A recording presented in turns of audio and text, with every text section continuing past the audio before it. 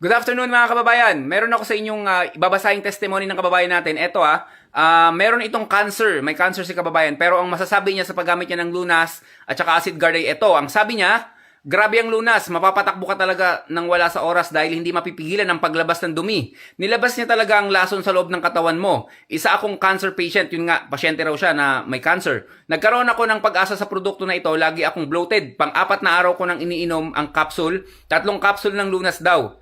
Labas talaga lahat ng kakaibang itsura ng dumi. Okay, kabayan, advice ko sa'yo, ituloy-tuloy mo lang yan pag inom mo ng Acid Guard tsaka Lunas natin.